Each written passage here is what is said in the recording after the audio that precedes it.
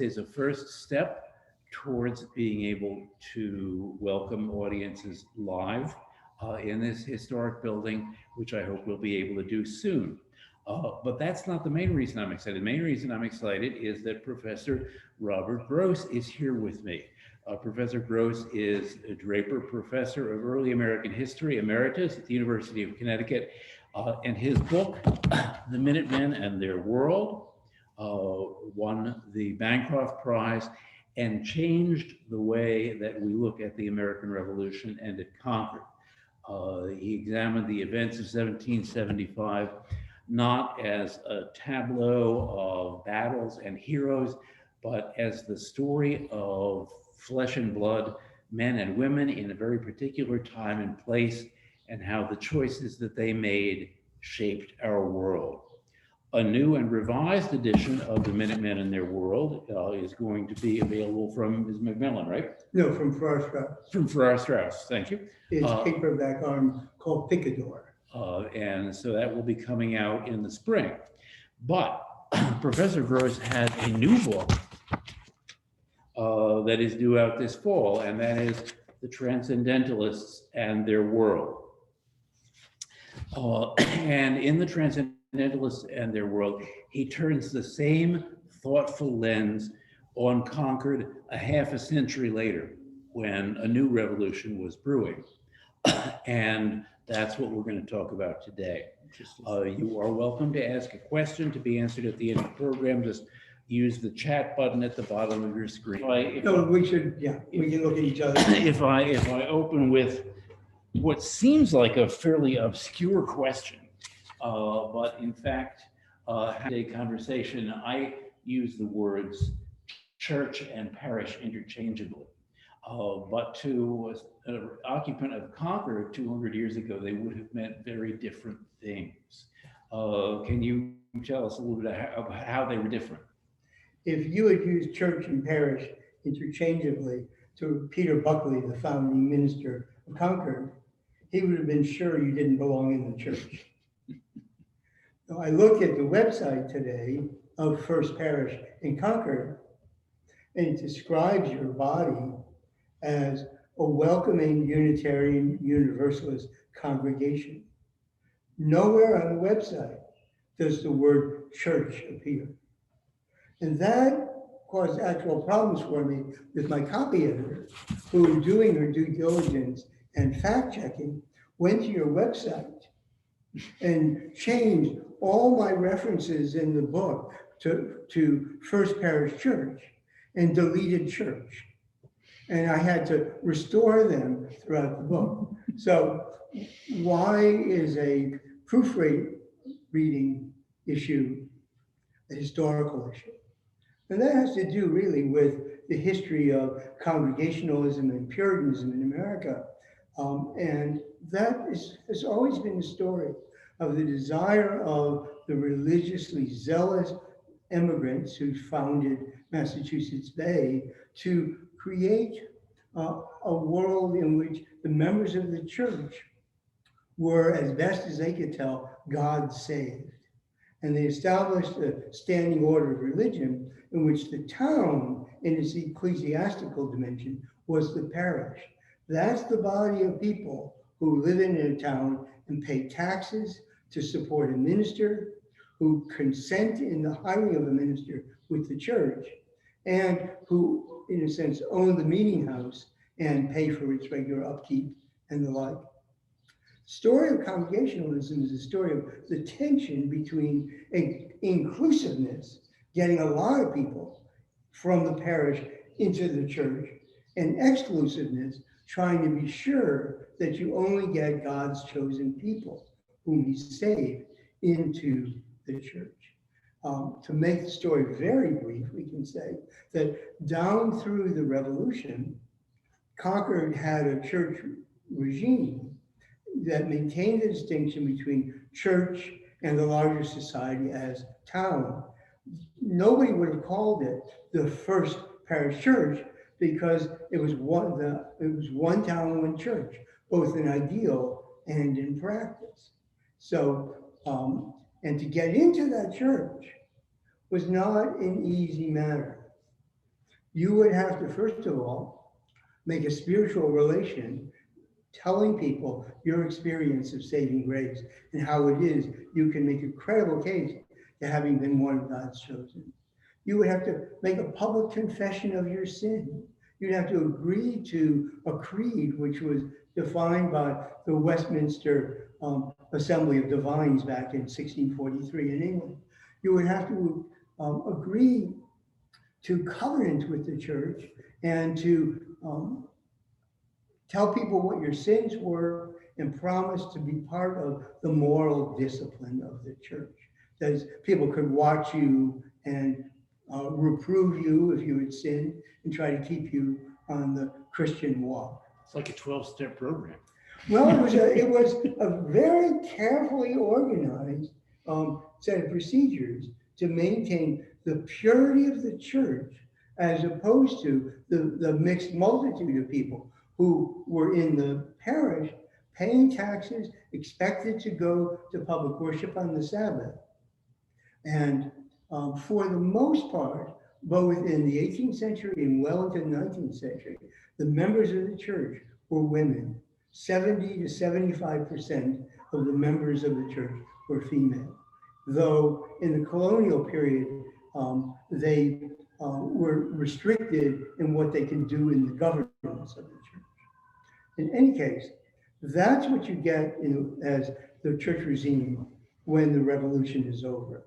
And Massachusetts then, under its new constitution, maintains something of this regime, but for a different reason. The Massachusetts Constitution provides that every town should maintain, with tax support, a public Protestant teacher of piety, religion, and morality. And the reason why towns and their citizens are mandated to pay those taxes is because, in the view of John Adams, who wrote this language, in that view, religion is necessary to foster the moral conduct and ethical values to sustain Republican self-government.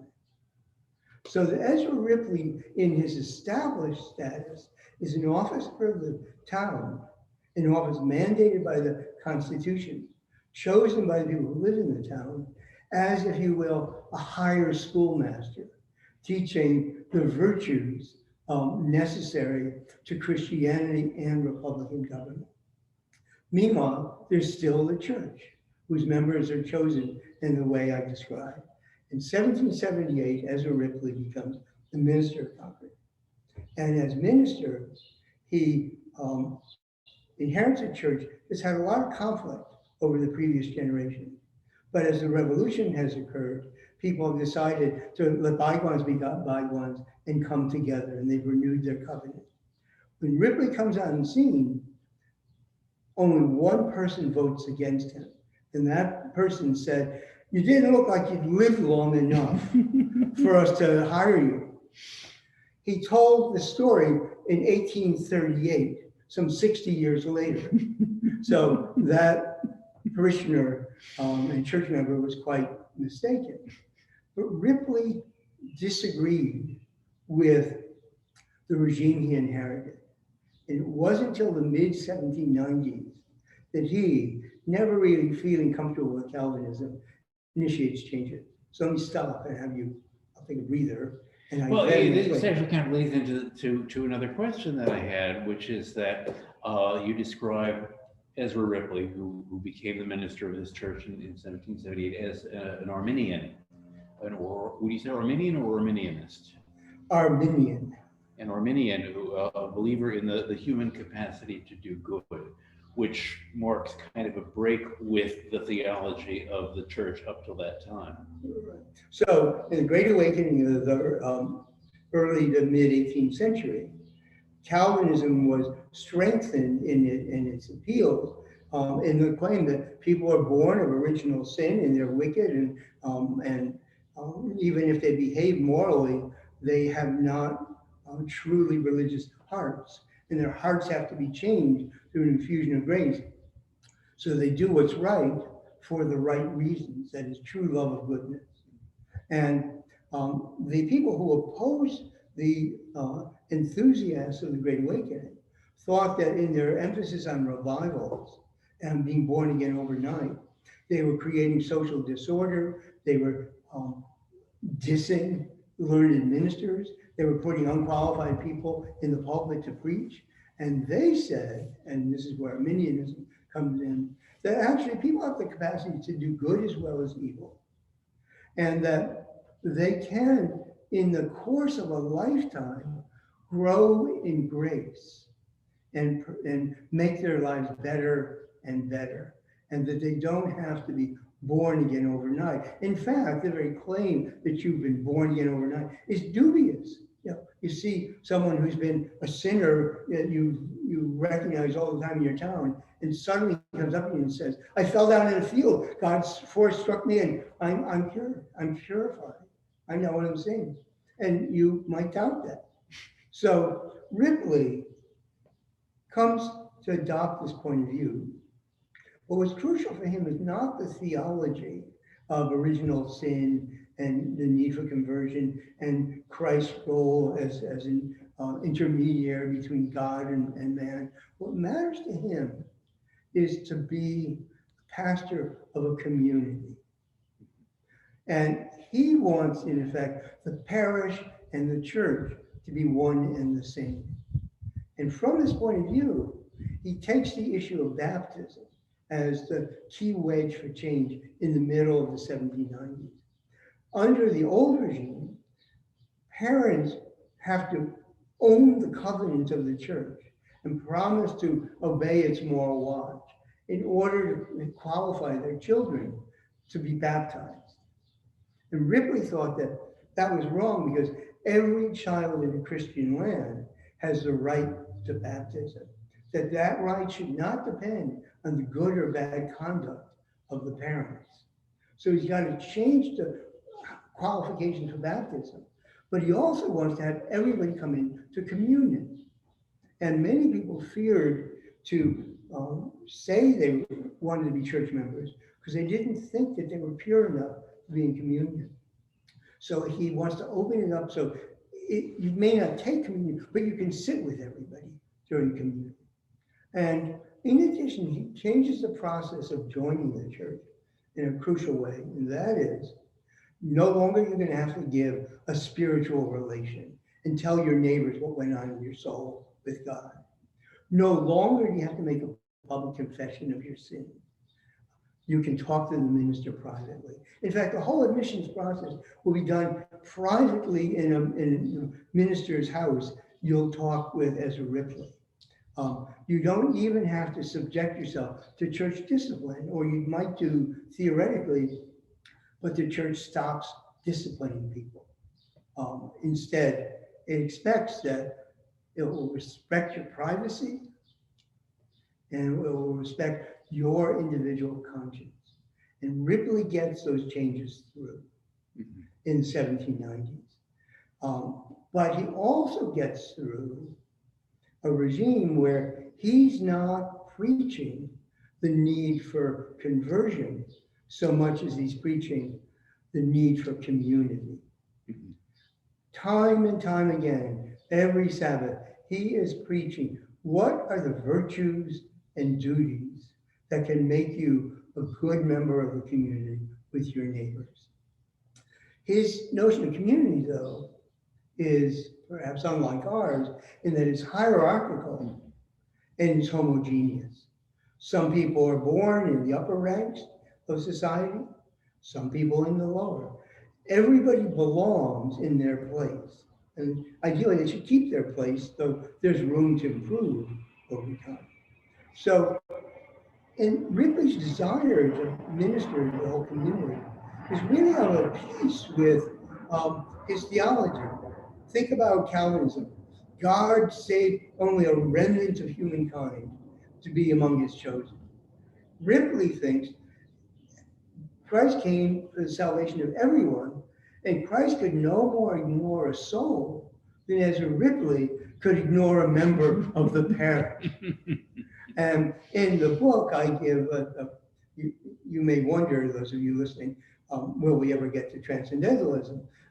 I wondered whether I was ever going to finish the book by getting to Ezra Ripley in his 2,500 sermons that he left behind. But so Ezra, but to give you a sense of, he saw himself as not only the public Protestant teacher of piety, religion, and morals, but also the ambassador of Christ, a man with two masters, one the town, the other the church. And in his conduct, he viewed the citizens of Concord as my people. He always talked about them that way. And he engaged in and intruded into their lives assiduously for over 60 years. He baptized, he married the couples, baptized the babies, catechized the children, went to the sick beds and deathbeds of the parents, wrote epitaphs for their gravestones, composed obituaries for the newspaper, published sermons in magazines, once endorsed a steel comb for your hair. He did this in old age, it's good for your health. He wrote requests for pardons for prisoners in the state penitentiary. And those of you out there who are academics will appreciate, he was endlessly writing letters of recommendation. Oh, I've seen one of those letters for a recent Harvard graduate in circa 1837. Yes, he said Henry David Thoreau was well qualified to teach in the higher branches of literature. So what you have is Ripley is operating almost like an English country vicar whom you would see represented on Masterpiece Theater. Someone who really takes community as the central virtue. There really should be a series about him. Yeah. However, his sermons were often felt to be quite dull. Well, that actually brings up a point that may help us on the road to Transcendentalism, because one of the people who thought Ripley's sermons were quite dull was his stepdaughter, Mary Moody Emerson, who mocked him as Dr. Reason. Yeah. Now, in the Transcendentalists in their world, you describe Mary Moody Emerson as the unacknowledged muse of Transcendentalism. So let's talk a little bit more about her. All right, and if Phyllis Cole is in the audience, I'm drawing very much on her work on Mary Moody Emerson, but say briefly that she was a spiritual seeker who was restless in her desire for the experiences of piety that we might really want to call something like religious intensity, a feeling of connection to the divine, but a connection to the divine that would be real. She joined the Concord Church in the 1790s. Whatever her disdain for Dr. Reason, she nonetheless entered the communion of his church, and she renewed the covenant of that church twice. So we will balance her criticism with her belonging. And she was also intellectually curious and eager to read religious speculations. She didn't just simply want theology handed down with no doubts, with no skepticism. And so, and she's quite aware in the history of the Emerson family that there are pastors who were figures who thundered in the parish, in the pulpit, against their sinning congregants, who didn't hesitate to use their voices to single people out and say, you've got to find God, you've got to convert. So she certainly had a sense of intensity, which also went with her desire often for solitude. Ripley would say to her, why don't you stay put in Concord? And why would you wander in the wilds of Maine instead of living in Concord, where you can have books and society and friends? He wrote her. And why then fly into the wilderness or bury yourself in the desert? Surely it cannot add to your happiness or improvement to hear the screaming of loons, the hooting of owls, and the howling of wolves. The wilderness and simplicity of nature you may see and enjoy without being surrounded by that in her, which is savage, terrible, and unsocial. In another case, he told the congregation in 1798, who could live alone and independent? He asked them. Who but some disgusted hermit or half crazy enthusiast will say to society, I have no need of thee. I am under no obligation to my fellow men. Now, he's telling Mary Moody Emerson to settle down and be among people. But she's moving from household to household, in part to help out her kin. He somehow missed that much of her peregrinations were bound up with her felt sisterhood and connection, and especially when she was with widow Ruth Emerson and her children. That's Waldo's mother. Yeah. Yeah, so she's cultivating a community. It's just not a community that's located in a geographic center. It's a community of female intellectuals who are all interested in poetry and religious poetry and religious speculation, in ways to connect to each other, and sometimes write, though anonymously, about their religious ideas for periodicals. So she is carrying a vision of not just religious piety, but of intellectual life and of female empowerment. That's really important. And if you could think about this, is 75% of the members of the Concord First Parish from around 1778 to 1857 were women. When the Trinitarians split off, and we'll get to that in just a moment, in 1825, 70% of their members are women. It would not be at all surprising to find that there was a great female audience for the Transcendentalists. In fact, if there weren't, that would be the surprise, given the history of Congregationalism, liberal and Orthodox, in Concord and in Massachusetts. You know, and yes, that's, I guess Mary Moody Emerson was kind of like a generation older than most of the women Transcendentalists, right, but was kind of a role model for them, or an inspiration for them. I read, and I think I have Phyllis to thank for this, that Mary and Margaret Fuller only crossed paths once, and it didn't go well. Right, but so, you know, if we're moving forward here, the really crucial is that Ripley has succeeded in changing the organization, the governance, and broadly the religious orientation of his congregation. In 1810-11, there's a stirring among people in the congregation to have religious conferences, to meet outside of Sunday worship, gather together and share their quickening sense of maybe there's something stirring in the air. Maybe there's another awakening happening. Maybe we'll all be swept up in it and be born again. Ripley hosts several of these meetings, but then he decides he can't make one. And one of the leaders of these gatherings is Rebecca Thoreau, the widow of John Thoreau, the grandfather of Henry David. And she is very close to Ripley and hosts these meetings in his absence. And when he comes back to town, he says, uh-oh, there could be real disorder here. And he calls off what other ministers in Massachusetts might have sparked into a full-scale revival. He says, if you want special meetings, just ask, I'll always be there.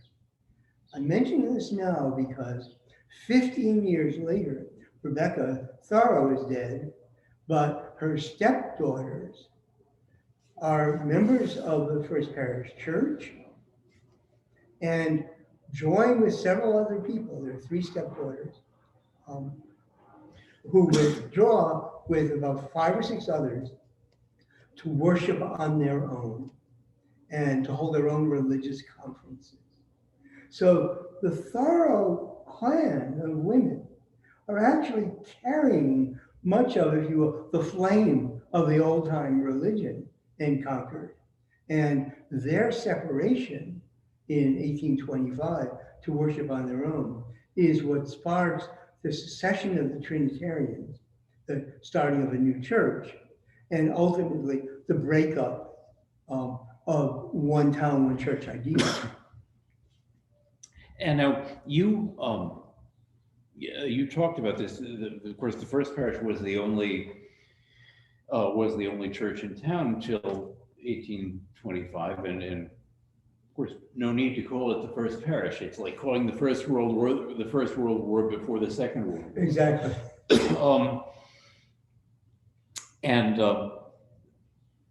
So then you have this split kind of over theological issues that results in the formation of a second church.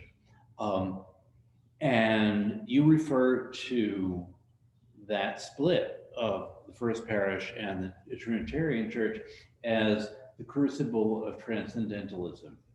So was that about theology, or was there more to that? No, so let me say, the secession of this small little band of members of the First Parish Church takes place with no public notice in the press or anywhere.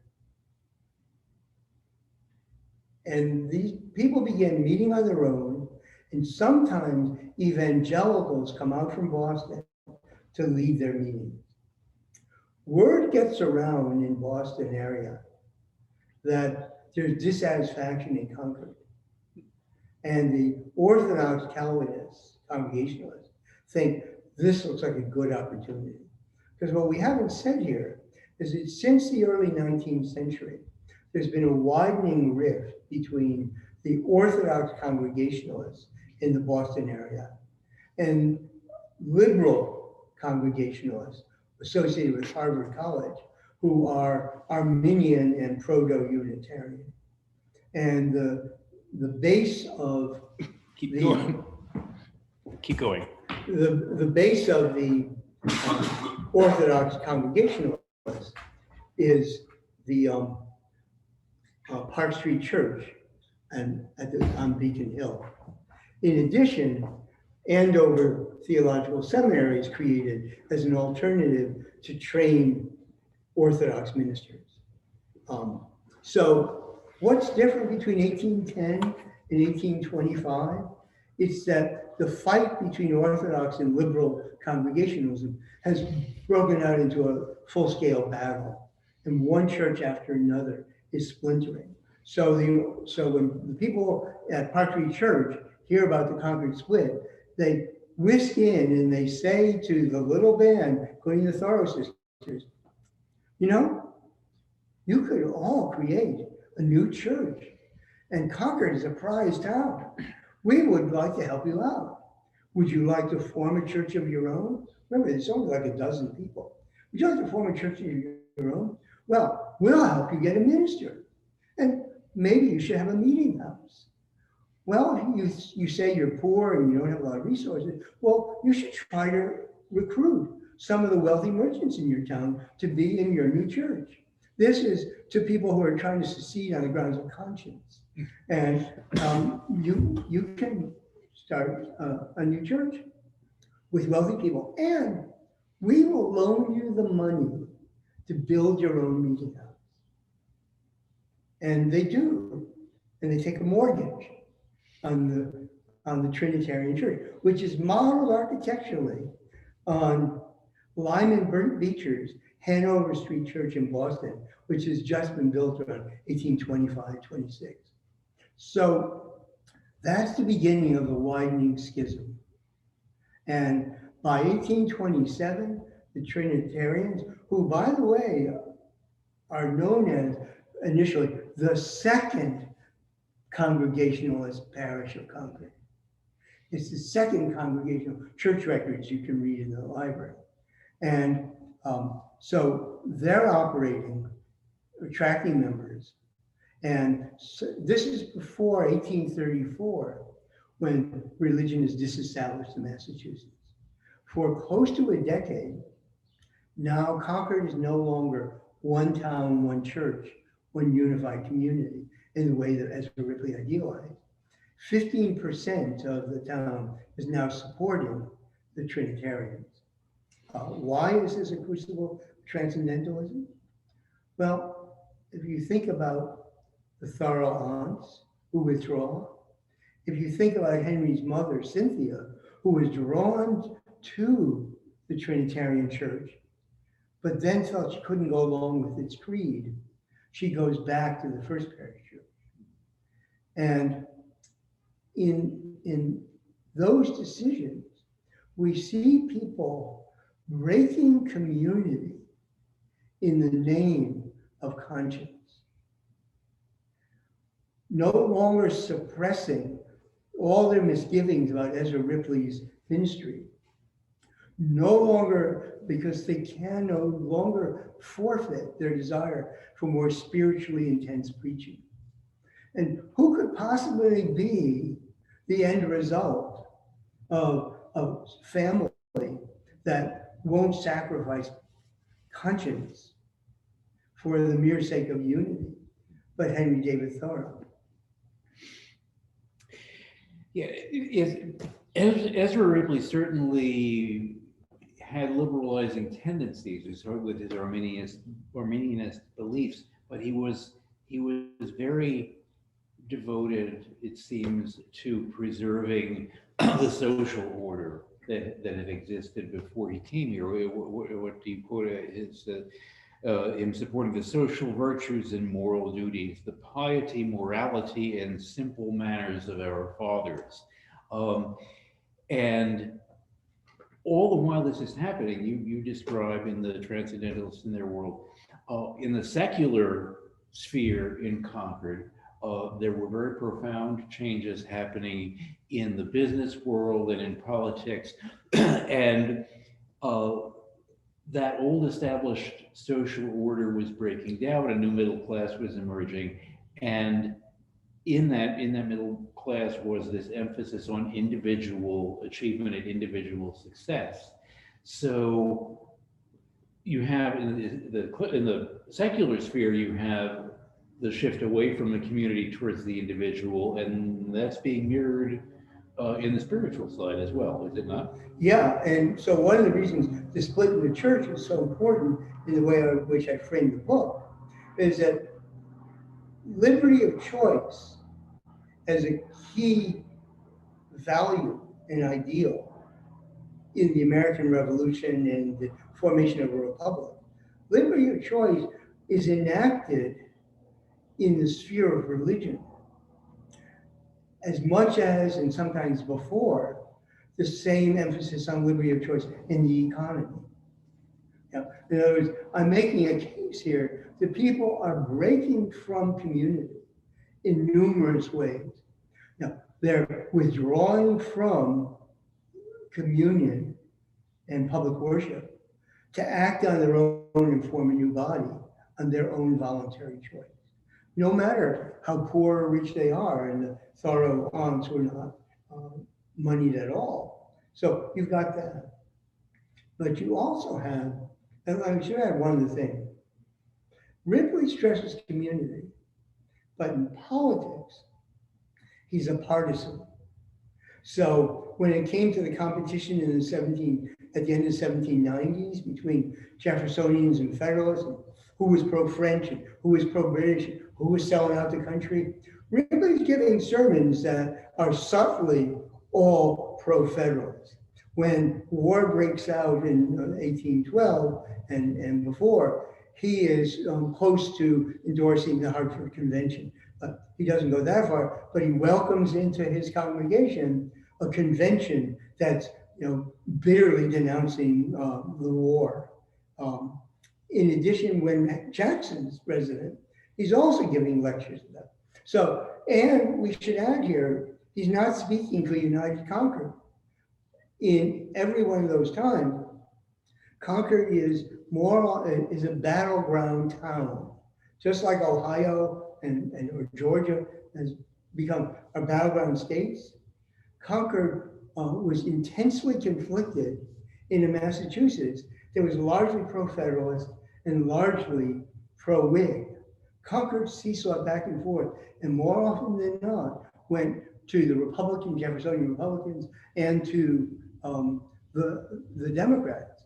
So here's a man speaking about community, the good of all, but time and again is then in politics representing only half the town.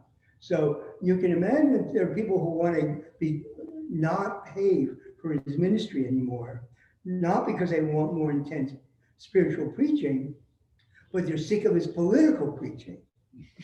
And so now, so come back to your question. In other words, Ripley is involved and launches what's a profound contradiction. In the name of community, he pushes the elimination of older institutional practices, which weaken the collective life of the church, what the members of the church can do, actually concentrates power in himself as the minister. And meanwhile, he's not able to sustain membership on any significant scale. So what you're seeing here is at one and the same time an emphasis on liberty of conscience while there's a rhetoric of community. And now you write the book, we having 3 more hours, I could describe the changes in economy and technology and what, but the main point is the community is, if you will, coming unstuck in terms of older forms of connection and finding new ways that are more focused on individualism. And it's in this context that you then see an older way of seeing the world within Ripley's ideology of interdependence and hierarchy can no longer work for people who are pulling apart from one another and relying on their own initiative in a society where the rhetoric of democracy and equality is all the more insistent. So in that setting, you get transcendentalism. And that's kind of, it seems like the tipping point between, the community and the individual conscience, and along comes Waldo Emerson to give a voice to that idea after, of course, having been had the seeds of transcendentalism planted in his young mind by his Aunt Mary Moody. Yeah, but also it seeds in from the German and British Romanicists he's read, from Coleridge and Carlyle, and from what George Ripley and Frederick Henry Hedge and Orestes Brownson and are publishing in the Christian Examiner, the Unitarian magazine. And that is, they argue that religion consists of a sentiment, a feeling within, of a divinity that is in all of us, and that you are all part and parcel of that divinity. And that's the essence of religion. And for years, I didn't really grasp, when you just say that, how that connects to the social changes. But when you read those essays in the Christian Examiner, what you see Ripley and others saying is something like this, that institutions of change, the churches change over time. You can worship God in a cathedral or under the open sky. Creeds alter all the time. That everything about religion can change. It's in fact change is the incessant condition of life, of religion, and everything else. What remains permanent? It's the spiritual sense within. It's the religious sentiment, Emerson will call it. The feeling that there is one soul and each of us is part of that soul. And so it doesn't matter if you are born in one town and move to another and end up dying in still another after 15 more migrations. It doesn't matter that you've been a jack of all trades, raised on a farm, taken up a craft, but ended up a merchant manufacturer and doing well or failing. It doesn't matter what you consider home for the soul, because that's, you carry that within you. And what struck me is that, Emerson's in a town where most people, most children are moving away. And so he lectures to them and he says, home is not a place. It's got to be what you carry with you, because most of you are going to be moving. He moved here. He wasn't born here. Exactly. And he came to Concord because he had no place else to go in November of 1834. He got free rent initially from Ezra Ripley, and only in the spring of 1835 does he settle in Concord. And what it took me a long time to grasp, was utterly obvious until I grasped it, is that Emerson settles in Concord in 1835 and gives his most important public addresses, the American Scholar and the Divinity School address, and the series of 4 public lectures, courses of lectures in Boston from 1836 to 1841. He gives them as he's just settling into Concord. And when we think about what it's like to move to a new place, your senses, your eyes are keenly attentive to how do they act here? What do they do? What's happening? And as he's doing that, it becomes clear that he's formulating his biggest ideas with Concord as his illustration. Concord didn't make him a transcendentalist, but it provided the raw material and the illustrations for him, and Boston did as well, for him to clothe his ideas with illustrations and images. And so that, in our long way here today, is how you get to the Transcendentalists and their world emerging out of Ezra Ripley's dull sermons. Well, thank you. Shelley, do we have some questions? Actually, I guess I can see the chat questions because I'm not on the phone. The first one is nobody could hear me. All right. Mostly what I see in the chat is trying to get the audio to work. Are there any questions for Bob about the Transcendentalist, or about Concord and in the time of the Transcendentalists? Well, Let's see if anybody's heard any of this. Why don't you ask? well, I think that the chat would be, well, you can hear us from across the room. There are still 29 people signed on, and I think if they couldn't hear us, they'd be lighting up the chat. Would someone please comment in the chat? Here's someone. Okay, could you say more about Henry David Thoreau and the church? Yes. So Henry Thoreau was baptized by Ezra Ripley, and he grew up. So he was born in 1817. He's 8 years old when the split is taking place, and his aunts are withdrawing from the First Church and becoming part of the new religious grouping. It turns out that Daniel Southmaid was hired as minister and installed in the Concord Church, over the Trinitarian Church in 1827. And so Thoreau's now 10.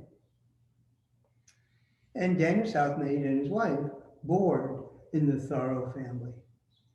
And while they board there, the wife of Southmead, who's a minister's daughter, sends letters to her mother describing the inner workings of the Thoreau family.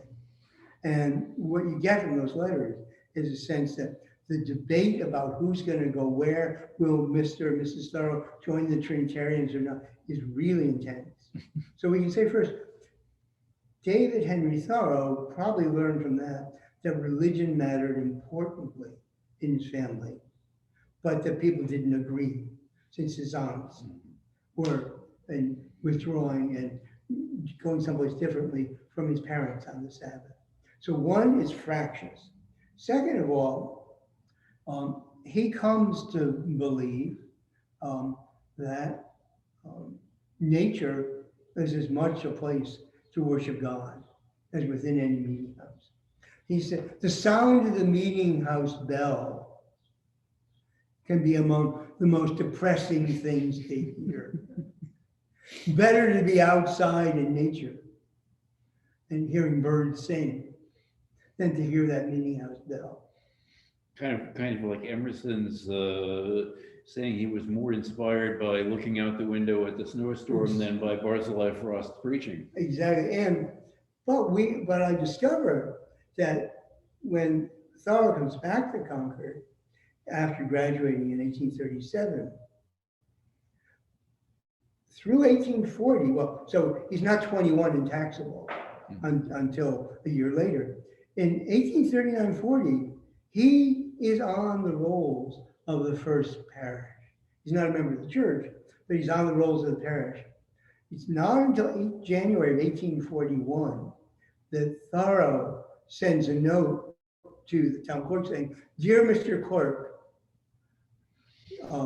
don't count me as a member of this society." We have a copy of that frame hanging out. Right. But in civil disobedience, he turns this into a grander statement. He says, "Dear Mr. Town Clerk, I do not consider myself a member of any incorporated society I have not joined." But actually, his letter to the town clerk is one of a great many arriving with the town clerk at that time, all signing off and saying, "Don't count me in, I'm not paying for the support of this boring preaching." So Thoreau is thirsting for religion, but out of doors, in nature, in solitude, and maybe to some degree in the connections he makes when they're good connections to the people who become friends. So in the time before disestablishment, or before separation of church and state, he doesn't want to be connected with the church as long as the church is connected with the state. Well, remember, the church is now connected with the state from 1834 on.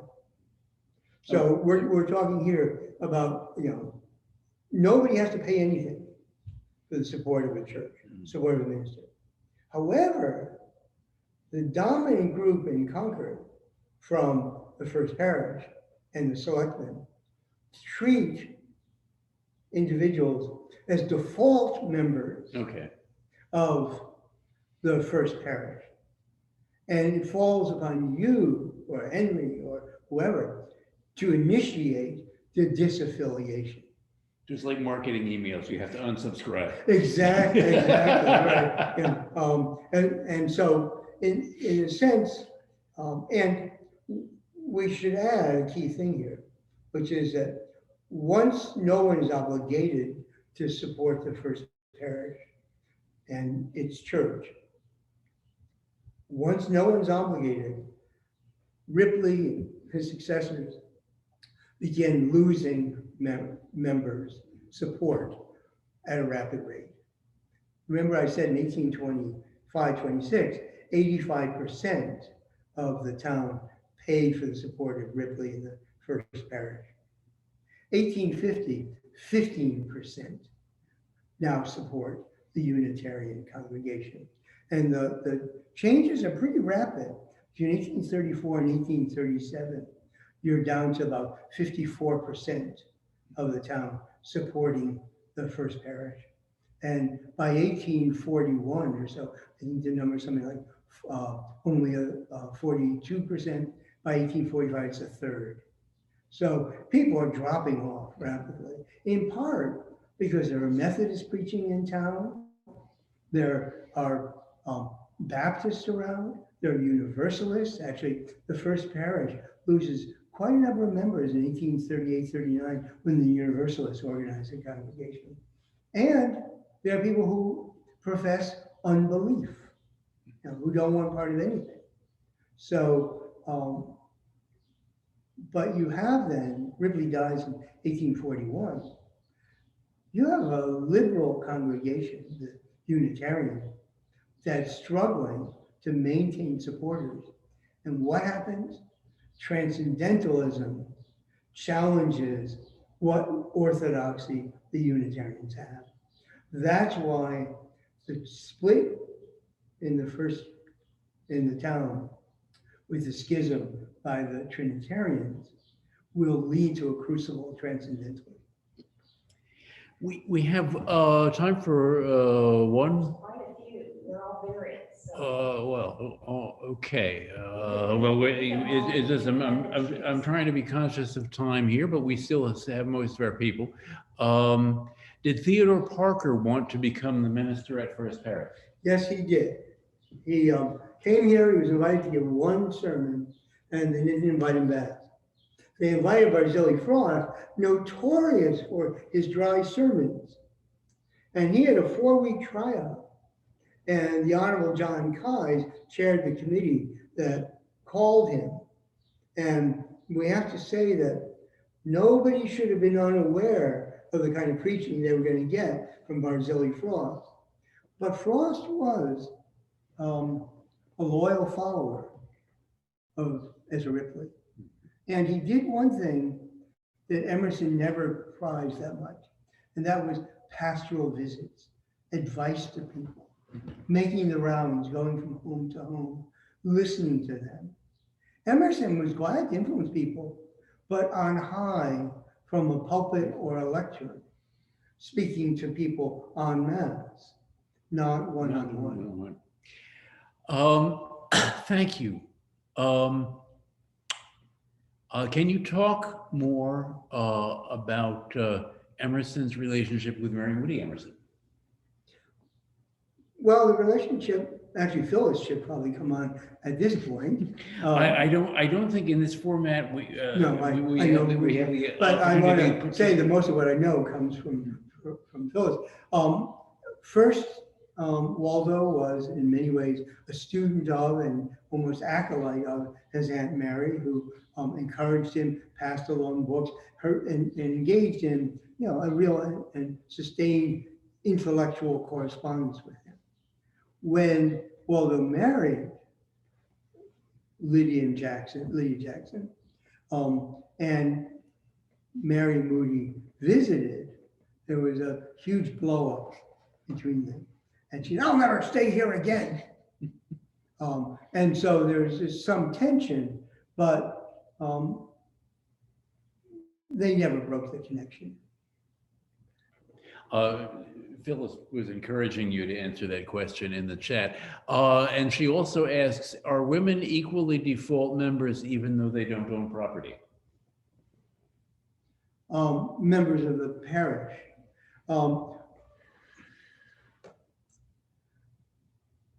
Widows, I believe, were taxed for the support of the parish on their property. They wouldn't have been taxed as Poles.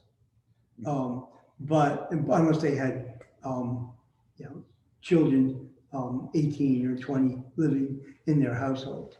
But the lists, for the most part, don't list women as members of the parish. So as wives, their fate is tied to the patriarchal power of husbands representing them in the public arena.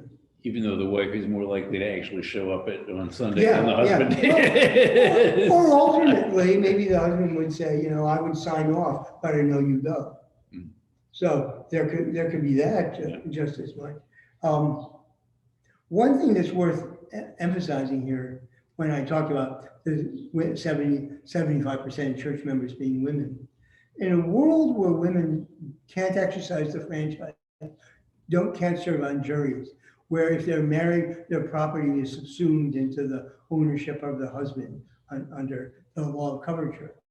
When many a woman will go from her father's house to her husband's with little break, when women have so little freedom to end a relationship, a marriage that's gone terribly bad, when all that's the case, the decision to join the church is the crucial decision that an individual woman alone can make.